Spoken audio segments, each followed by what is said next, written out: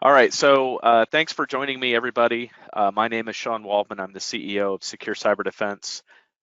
We have a lot to talk about today, a short amount of time. We're going to talk about the Microsoft Exchange vulnerability that occurred earlier in the week and what appears to be a nation-state attack by China. We're going to talk a little bit about Office 365 and how I heard just earlier in the week, well, if you're on Office 365, you're not affected. That's not quite the case. And then we're going to talk about just some, in general, just some things that you can do. Oh, here, now I see everybody saying they can hear me. Raise my chair. That's a good one. We're going to just talk about some things that that you can do to protect yourself. We're going to talk about what a nation state is. So we'll just get into all the content. I think you'll learn a lot today. I hope so. If you learned one thing, it was worth it. So we'll just kind of get started here. So what happened? So this is just kind of a timeline that is showing Tuesday. So this all happened this week, right? It's Friday. This started on Tuesday. So Tuesday, March 2nd, we get a notification that Microsoft had issued a out-of-band security update for Exchange. Now, I'll tell you, I mean, it's we normally get updates all throughout the month, right? Many of us are IT people, and we're very familiar with that. Anytime you start seeing the words out of band, that should get your attention. So I think this came out around 5 o'clock. It was like 4 or 5 o'clock in the evening on Eastern time on Tuesday. And it caught our attention, obviously, anytime you see out of band.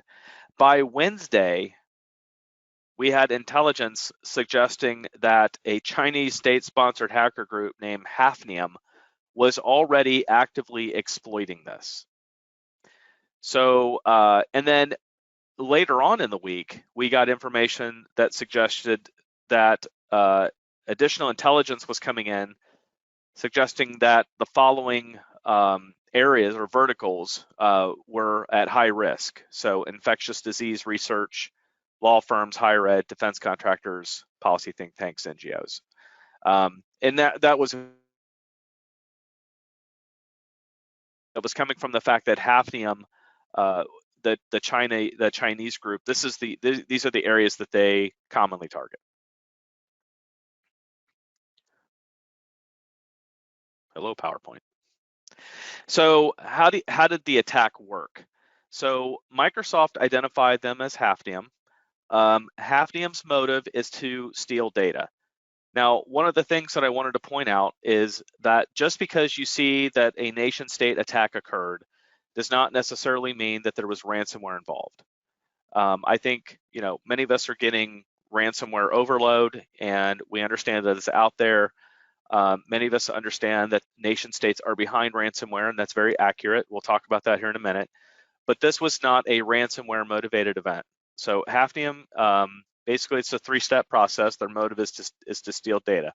So initially what would happen is the Exchange servers. So Microsoft Exchange servers, I don't want to assume that everybody on this webinar has an Exchange server. Some of you are just wanting to gain some knowledge. So Microsoft Exchange is the on-premise email server software that's sold by Microsoft. Many of you are on Office 365 or Microsoft 365, Exchange Online, and those are the cloud versions, right? So what we're talking about today is the on-prem Microsoft Exchange. Even if you are on Office 365, please stay with me. So three-step process: access gained by stolen creds, or they would leverage the vulnerability, meaning that the hackers would either use stolen credentials, meaning that potentially one of your users would be phished. So they would get directed to a website, maybe masquerading as a Office 365 password reset web page, and they would use those credentials. Or they would leverage the vulnerabilities. There were 4 vulnerabilities, 4 CVEs were assigned. CVE meaning common vulnerability exposure. 4 CVEs were issued. There were 4 different software vulnerabilities that were identified, and they would have taken advantage of one of the 4 or all 4.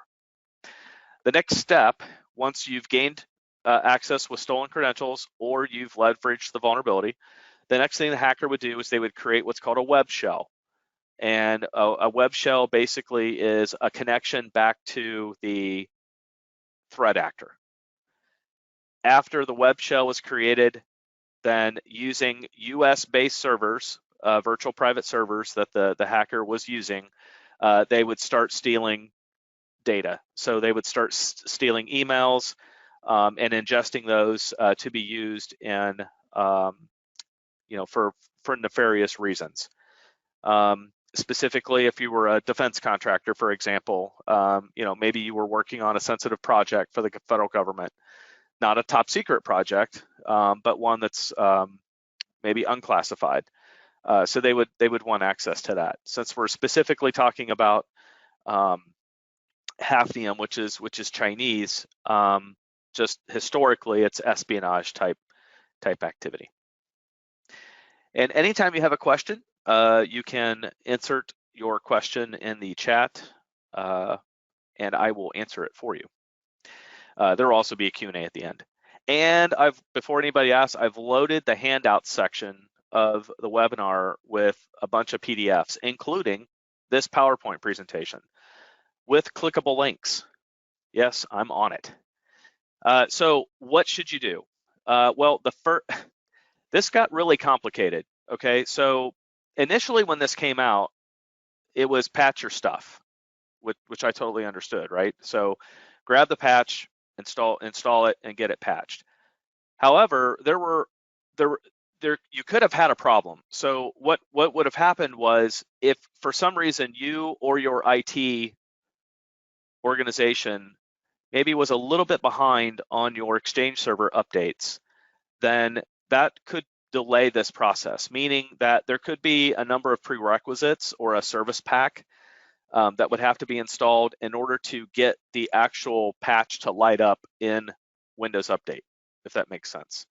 So it started out as patch your server, and then when CISA, which is the federal organization that oversees cybersecurity and where we get a ton of our intelligence from, CISA started getting information that this was being leveraged by a threat actor. So then they started issuing an emergency directive. If many of you follow me on LinkedIn, thank you for doing that. I started talking about it on LinkedIn very early.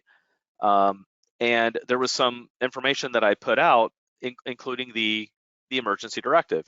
And the emergency directive said, run forensics first. So they were recommending that you perform a forensic analysis of the server to see if it had been compromised. If you didn't have the ability or did not know how to do forensics on your server, they recommended that you take it off the network and rebuild the server. And then don't rejoin the server that's bad, right? Or that needed the forensics, but you couldn't get it. This is a very good lesson for those of you who are not familiar with this type of event. This is a very good lesson on what you should do in a 0-day type situation. If you cannot get a patch done immediately, or you cannot get access to forensic resources, or you don't hold that forensic talent, you've really got some things to talk about post-incident here to figure out how you're going to leverage this in the future. One of the most important things that you can do, going forward, is to make some type of agreement with a forensic or a cybersecurity company. Yes, no, I happen to be one. That's correct, but this isn't a commercial. When I say that, I just mean you need to get access to resource. You need to know where those resources are. You need to have those things set up ahead of time. I got a great question. Sorry, I didn't explain what 0-day is. When Microsoft, we'll just use the example for Microsoft because it's their thing today. when Microsoft comes up, when they get notification that there's a bug in software, right? When there's a security issue in the software and it needs to be fixed via a patch. From the time that that notification goes out that there is a issue with the software to the time that the patch gets developed and released is called 0 day.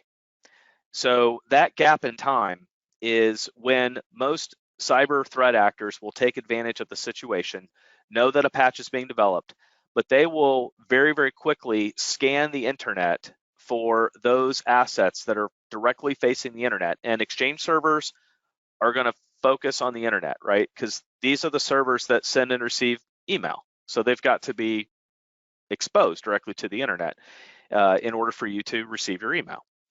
So they have some methods, and in this case, we were made aware, I think yesterday or today, that they were using open source tools to very quickly surf the internet or search the internet for Microsoft Exchange servers that were vulnerable.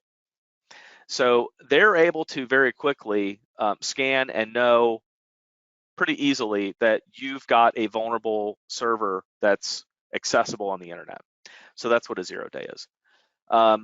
So in this case, the CISA was recommending that you perform forensics, and if you can't do it, rebuild the server and it start over. Now, also consider, if you've been following the news at all, that the federal government is also still dealing with the SolarWinds issue. So on top of SolarWinds is now, potentially Chinese threat actors that may have infiltrated mail servers inside the federal government. I believe that's why when the information came out from, and thanks for the question, Jerry. I believe when the information came out earlier this week from CISA that was quite aggressive and more aggressive than we had normally seen, I think it was as a result of that.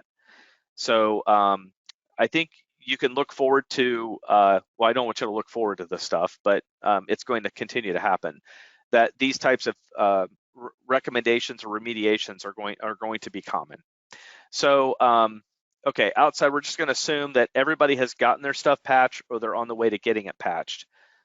Just understand that if you don't have it patched yet and you haven't been able to patch it yet, there could be a high probability that your server could have been compromised at this point. So you're going to need to look for signs of compromise. And in this slide deck, there's a Microsoft security blog link right here. So you would need to click on that and get that to your IT or your security people. And if you have security people, they've already done that stuff. But there's a number of steps already outlined in the document of what you need to do to run the tests against your Exchange server to look for compromise. So you would need to do that.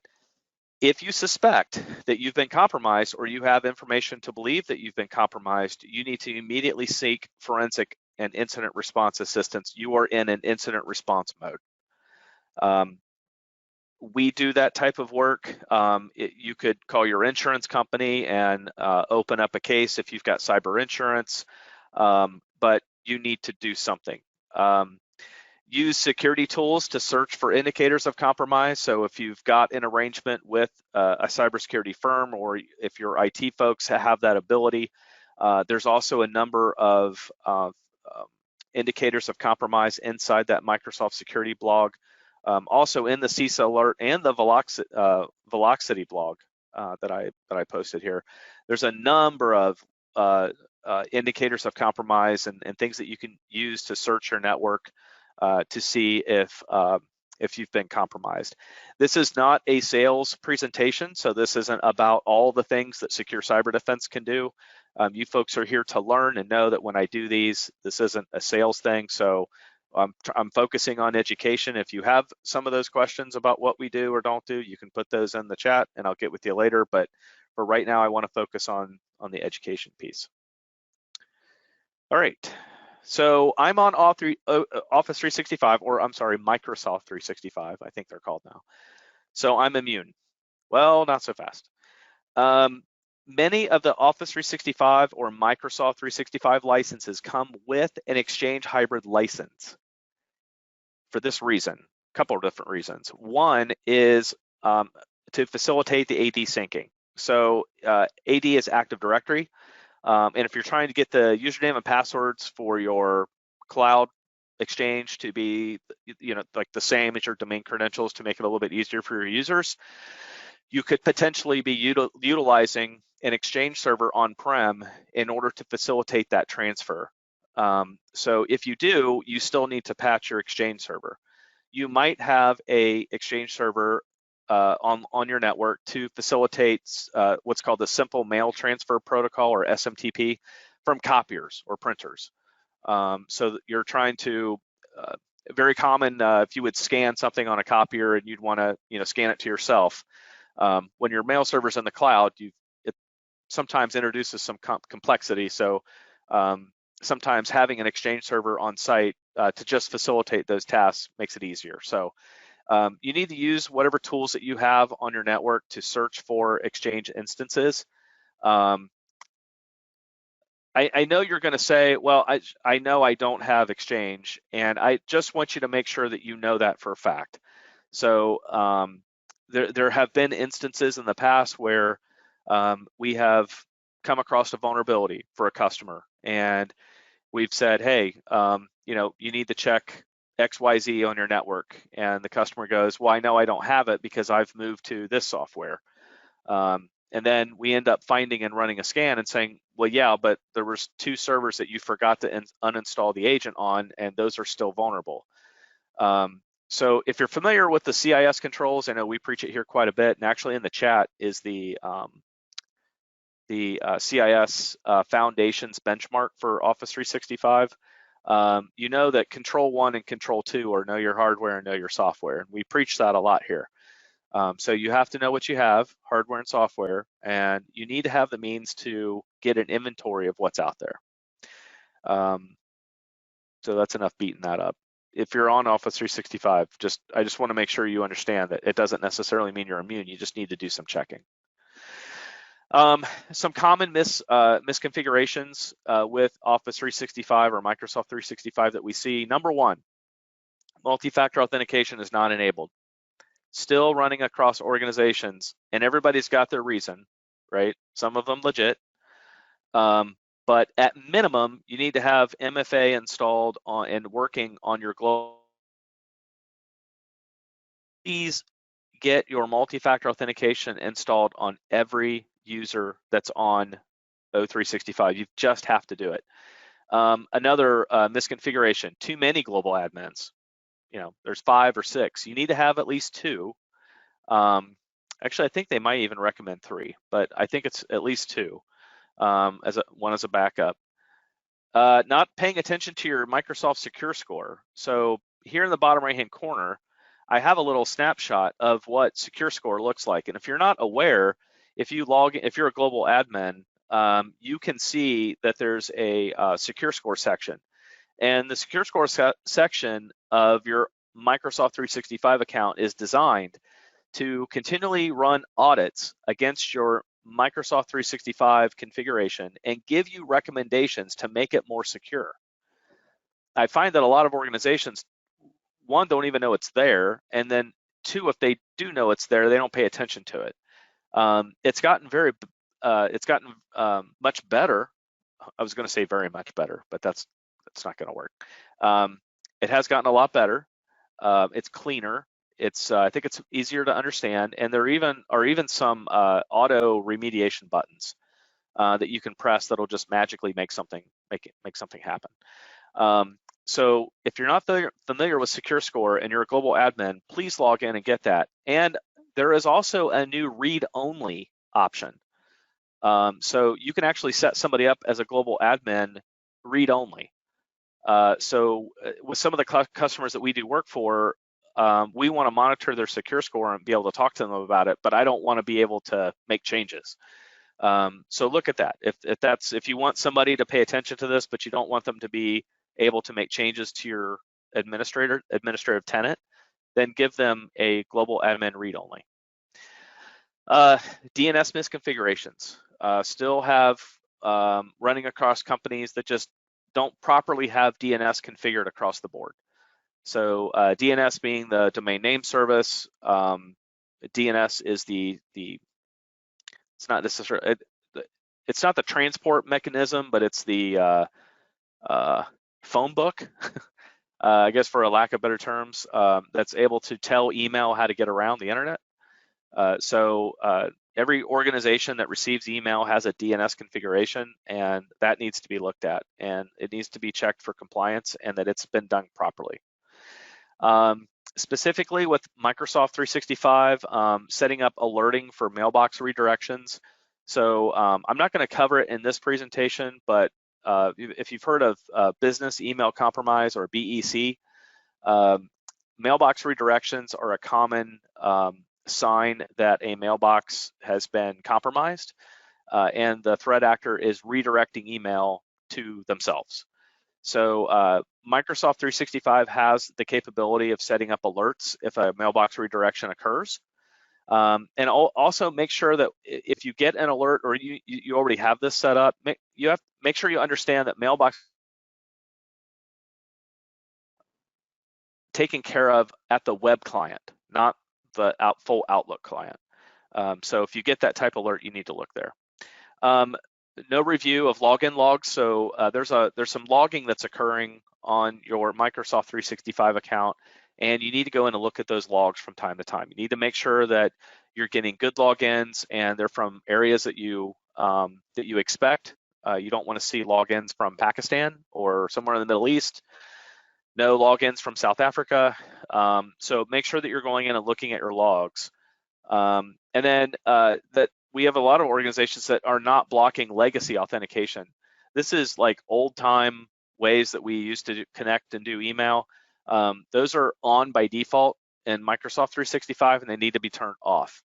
It reduces your surface area. A lot of hackers love to take advantage of authenticating against your legacy authentication that's turned on for them. But if you don't need it, turn it off. And then using the CIS O365 benchmark, I talked about that. It's in the handouts. Please take a look at that. It's grueling to look at, but it does guide you through what a secure version of Office 365 would look like if you want to follow a rule book. I also want to point out real quick, cloud is a shared responsibility. So if you've never seen this document before, this is basically explaining what your responsibility is and what their responsibility is. So we're specifically talking about Microsoft 365 or O365 on the SaaS column, which is that first column there. Notice that the data center, we'll just from the bottom up, the data center, the network, the host, obviously are the responsibility of Microsoft. The operating system, the network controls, and the application are also the responsibility of Microsoft. However, identity and directory infrastructure is a shared responsibility. And then anything above that, accounts, devices, and information and data is all your responsibility. So all this is trying to say, and the only thing I just want to point out is that moving to Office 365 is not an opportunity for you to avert risk. You're not bailing yourself out and heading to the cloud to say I'm free, right? There are some security services that Microsoft does provide. You have to look very carefully at what plan you're on and what is included and what you need. If you're, for example, if you're in Microsoft Azure and you've got servers in Azure and they're exposed to the internet, Azure does not provide a firewall for you. It does not come with their subscription. So you need a firewall even if you're in the cloud. So this is a whole other conversation. If I would love to dive into that a little bit more, but I just wanted to bring this up and just make sure that you guys all understand that going to the cloud means that you're still responsible for items, and some of them are substantial. So real quick, I just want to talk about the history of a nation-state attack. So, and we'll do some definitions here in a minute. This is the 8th time in a year that attacks by nation states have been made to institutions that are critical to civil society. Things like power plants, and we had the issue in Florida where a water treatment plant was compromised. This includes attacks to healthcare and political campaigns. So these nation-state attacks are escalating. Just a little bit of history. In 2013, we had CryptoLocker that was Russian-based. SamSam hit Atlanta. Many of you remember Atlanta being down for, I don't know, a long time. That was Iranian hackers. WannaCry, North Korea. And then Evil Corp, which is a Russian gangster organization that was Russian-based. So what is a nation state? So the definition of a nation state is a form of political organization under one nationality versus many, inhabiting a sovereign state, and sovereign meaning possessing supreme political power. So these nation states get these armies of cyber attackers together to basically attack the United States, not just the US, but we're a big target. For example, when Iran, so if Iran develops a new cyber weapon, they likely test it out on Ukraine. They for whatever reason they like testing their new tools out on the Ukraine. So these are very dangerous organizations. I don't want to get ahead of my slide deck. Some top nation-state actors. These aren't real big surprises to you. Russia, China, Iran, and North Korea, right? So lots of threats and activity from these organizations. So there's more than 4, right? So you've got the 4 here, but there are like these splinter cyber criminal groups that break out. So there could be, I don't know how many Russian ones there are, but there's a lot. And they all have their individual names. So 2 weeks ago, we were dealing with Wizard Spider at a company, and that's Russian. So that's their name. And then, of course, we have geopolitical impacts. So in the news recently is the U.S. and Syria, right? So anytime you've got to pay very close attention geopolitically, because anytime we bomb somebody or we get into some type of political uneasiness, usually they'll retaliate not only in a military way, but they'll retaliate via cyber. So we'll see an uptick in ransomware and some activities like that that center around geopolitical activities. So monitor those closely. Watch the news for this. So just keep in mind that this triggers activity. I have nothing to say that it's triggered this activity, but it can. Just some nation-state myths. So nation-states only attack larger targets. Couldn't be farther from the truth. We've investigated ransomware on real small organizations, and they were nation-states. Ransomware attacks are US-based attacks. Most ransomware operators are in those nation-state areas that we have very bad relations with. And then nation-states only attack defense contractors. Like I said, there's different reasons. Different nation-states want to attack the U.S. in different verticals for different reasons. If it's a defense contractor, they're probably going to do espionage, and they're after some type of drawing, or they want to understand how we're developing things, right? I don't know if many of you have seen. You could look it up on the internet. Our F-22 and China's F-22 look the same, so there's a reason for that. But just common myths. I really want to get people out of the, well, I only do this, so they wouldn't want to attack me, or we're just a small company, so they're not going to want anything to do with us. At some point, most of these attacks are not calculated attacks where somebody is sitting in a nation state saying, oh, there's XYZ company, I want to attack them. They just see vulnerable systems, and they phish people on a regular basis, and it's most of the time they don't even know who it is. So I just get out of that mindset. If you operate a business and have money in the bank and operate on the internet, you're vulnerable. It doesn't matter what size you are, 1 to a billion people.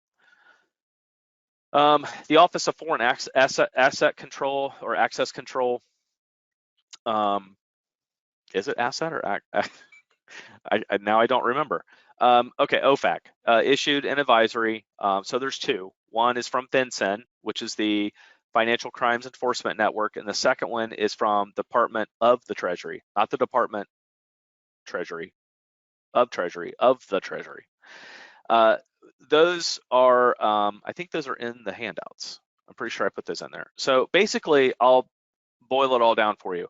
A federal investigation could be launched against you if you pay a ransomware operator and we end up finding out that it was a nation state or I'm sorry, not a nation state, but an OFAC sanctioned nation. Prime example of that is North Korea. So he's totally cut off from money, right? And he needs to develop nuclear weapons. He was just in the news. He built a structure on top of something that leads underground. I'm sure it's not too, I'm sure he's not growing soybeans underground. So it's concealing something. So how he gets the money to do that is from ransomware operations. So if you get into a situation where you're making a transaction with North Korea, that could be very bad. I understand that there's a lot that goes into that, but I just want you to be aware that these documents are out there, and you should pay attention to them. Now, many times insurance companies are brokering this, or maybe there's other things that go into that. I can't comment on that. I'm not an attorney. I'm not a prosecutor, so I can't tell you that. Okay, it is assets. Okay, I don't know why I put access control, but thank you, Allison. Let me keep going here. I don't want to waste your time today. All right, how do I protect my organization? If you've heard many of my presentations before, it's going to start getting old, right? Hopefully my speaking doesn't get old. I hope that I'm a little entertaining. So patch often, meaning you have got to patch every single month.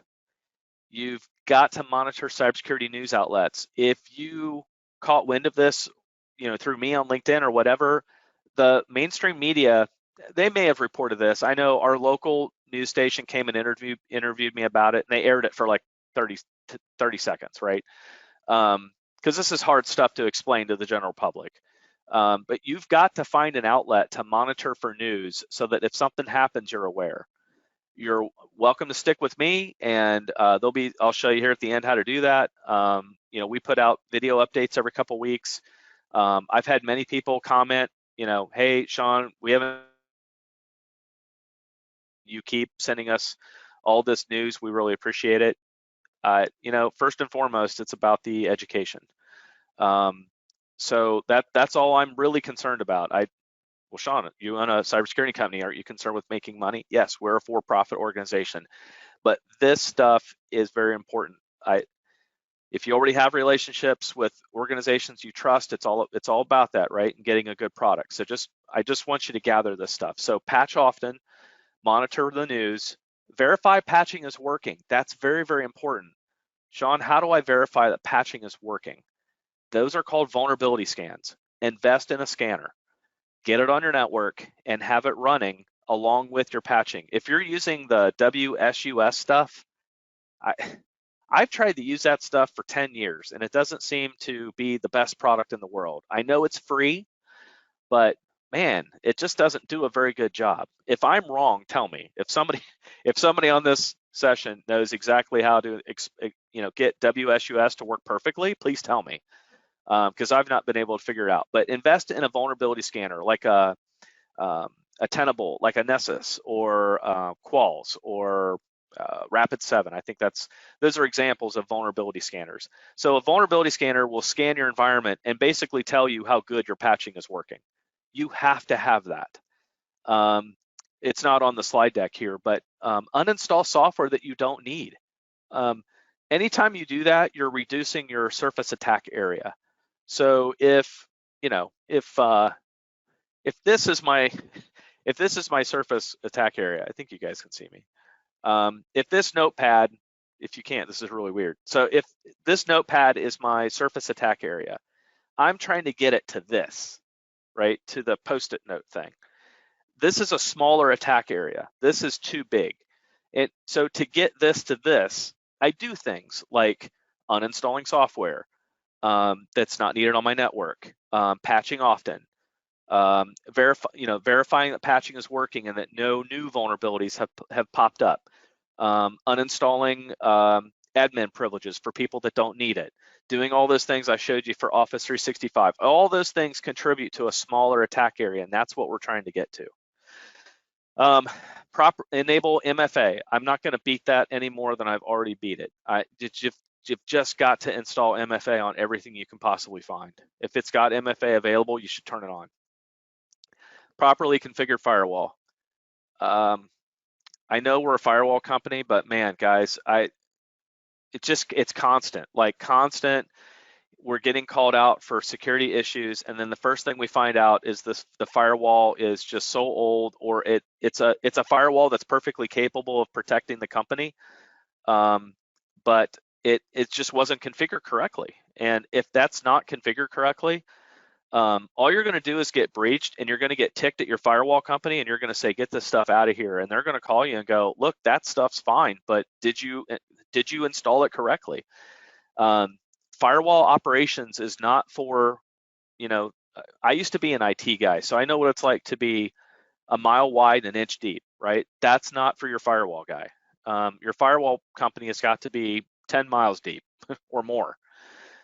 So they've got, that's your first line of defense in some cases. So properly configure firewall, invest in EDR technology, so endpoint detection and response.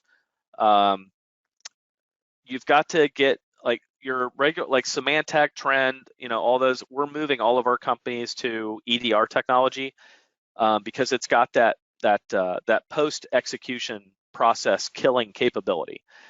Meaning that as soon as ransomware starts or malware starts up, and as soon as it takes one step, EDR is designed to crush it. So that's next generation antivirus, and you've got to get to it. So FortiEDR, CrowdStrike, SentinelOne, those are examples of EDR technology. And then having a SIEM, so logging and correlation. Sean, why is that important? One, I don't even know what SIEM is. It stands for Security Incident Event Management. Some people call it SIEM, not sure why. But in order for us, like if we get called in to do forensics for an organization and we don't have good logs, you're gonna, unfortunately, sometimes it happens.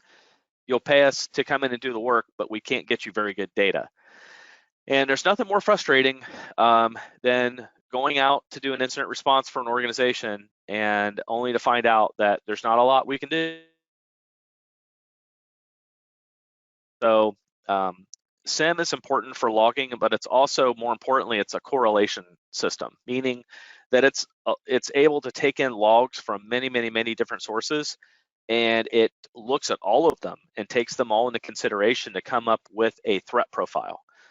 So it's able to, in our case, it's able to tell our automation system what really needs to be looked at and what might just be a false positive. So very, very important slide. And the next very important slide, think of your questions because it's coming, is how to contact us on social media. So there's a lot of news out there. There's a lot of articles. There's a lot of, I mean, really, if I were you, just don't waste your time trying to understand what in the world's going on in cyber world. Even if you don't buy one thing from us, if you just get access to our education stuff, and we'll keep you in the loop, promise. No obligation. So there's our YouTube link. So hop on YouTube, subscribe to it, and then there's a little bell next to the subscribe, and anytime we post a new video, you'll get notified. So every 2 weeks, and probably more often soon, every 2 weeks at minimum, I post a video updating you on the latest. Our Twitter account, our SCD Twitter, if you download the presentation, the PDF, all these links work. Our Twitter account, I have a Twitter account. I do some thought leadership, some stuff there.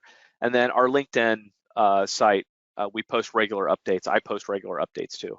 And then coming very, very soon, I'm going to be launching a podcast. I'm really excited about this.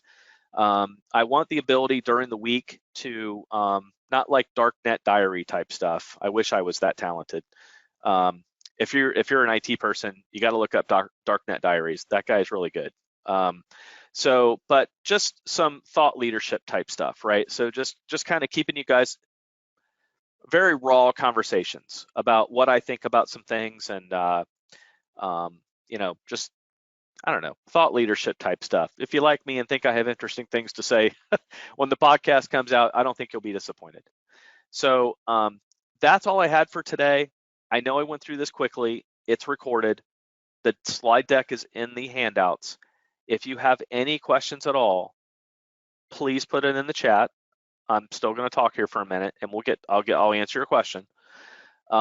Subscribe to those social media sites that I mentioned. If you have an Exchange server, get it patched, and get it patched really fast. And then keep up to date with us. We'll keep you informed. If we know that you have Exchange, you're probably already aware. I've been stalking you a little bit and keeping you over-informed, because frankly, I lose sleep over that. So I want to make sure you're secure. I do worry about you, and I just want to make sure you're taken care of. So if there's no other questions, our website is up there. There's an info form. If you have any questions, you can reach out. You can hit me at sales@secdef.com, and I'll be happy to not sell you something, but answer any question you have. Oh, can you recommend a SIM for a small to medium-sized company? Okay, so here's the thing with SIM, and I know who you are. I haven't heard from you in a long time. I hope you're doing all right. SIM is not for the faint of heart. SIM is not something that a small to medium-sized company can just grab, and here's the reason why. So, and I'm not trying to force myself into a vendor position here. SIM is complicated. SIM is noisy. SIM is one of those things that it takes a lot of time to tune it and make it work right for you. We do offer a SIM as a service. If you're interested in something like that, I think that would be the best solution. There are some other vendors out there that offer similar SIM as a service. That's what you should be looking for. I don't want any small to medium-sized company buying a SIM and trying to deal with it, because it won't work. I mean, it'll work. I'm assuming that you're not going to have all that time and specialized skill to go in and tune a SIM. So yeah, I'm not going to sell anything. Just look up SIM as a service, and that's what I would do.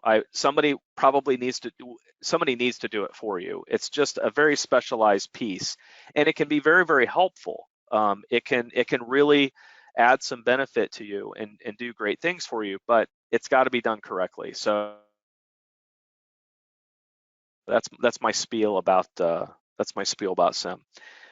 If there's no other questions, I really appreciate everybody coming. I try and run these when some bigger things occur, and I promise to get on the air more. And because I really enjoy this. I really enjoy educating you all. I love when I get out in the field. I love hearing the feedback that you enjoy these episodes.